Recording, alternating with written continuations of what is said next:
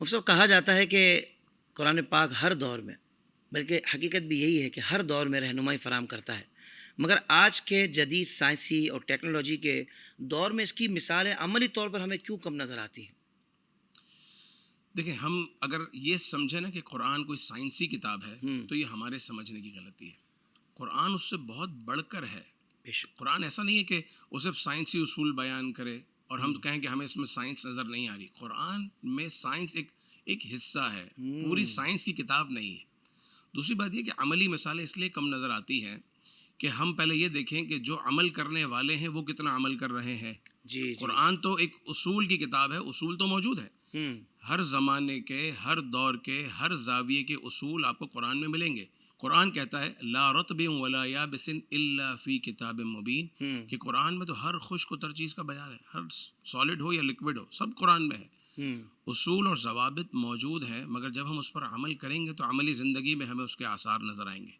وجہ یہ ہے کہ ہم نے قرآن کو صرف ایک تلاوتی کتاب تو بنا کر رکھا ہے، لیکن اس کا اگلا مرحلہ ہے تدبر، اور پھر ہے اس پر عمل کرنا. جب تک عمل نہیں کریں گے اس وقت تک بات بنے گی نہیں. ہم سمجھیں کہ قرآن میں صرف عبادتوں کی بات ہے، نماز روزے کی بات ہے، زکوٰۃ حج کی بات ہے اور بس یہیں تک ہی ہے. تو ایسا نہیں ہے. قرآن ہر چیز میں رہنمائی کرتا ہے. ایک میاں بیوی کے اندر تعلق کیسا ہونا چاہیے قرآن بتاتا ہے. ایک تاجر اور ایک کسٹمر کے اندر تعلق کیسا ہونا چاہیے قرآن بتاتا ہے. پڑوسیوں کے ساتھ تعلق کیسا ہونا چاہیے یہ قرآن بتاتا ہے. ہر دو دوستوں میں تعلق کیسا ہونا چاہیے قرآن بتاتا ہے. تو ہر جگہ قرآن رہنمائی کرتا ہے. لیکن ظاہر ہے کہ ہم سمجھیں گے اور اپنی زندگی میں اس کو لے کر آئیں گے تو پھر اس کے اثرات ہم دیکھ سکیں گے. سبحان اللہ، سبحان اللہ.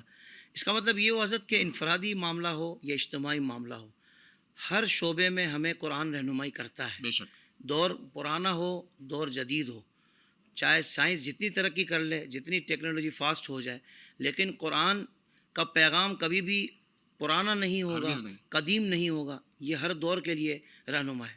یہی حضور بالکل ایسا ہی ہے. بلکہ آپ دیکھیں نا کہ سائنس بھی کس چیز کا نام ہے. ریسرچ، اس کے بعد ہے مشاہدہ، اس کے بعد ہے علم، اور اس کے بعد ہے پریکٹیکل نالج اور پھر پریکٹیکل. تو قرآن انہی سب چیزوں کا تو کہتا ہے. ہمیں ریسرچ کرنے کا کس نے کہا؟ افلا یتدبرون القرآن. تو ریسرچ ہو، تحقیق ہو، پھر علم ہو. قل هل يستوي الذين يعلمون والذين لا يعلمون، یہ کس نے کہا؟ قرآن نے کہا. پھر عمل کا کس نے کہا؟ پریکٹیکل کا کس نے کہا؟ قرآن نے کہا. تو اگر سائنس میں بھی آپ دیکھیں کہ جتنے جزیات ہیں قرآن انہی چیزوں کی طرف تو ہمیں لا رہا ہے. جس آیت سے میں نے آغاز کیا سنریہم آیاتنا فی الآفاق وفی انفسہم، کہ ان قریب ہم تمہیں دکھائیں گے آفاق کی نشانیاں.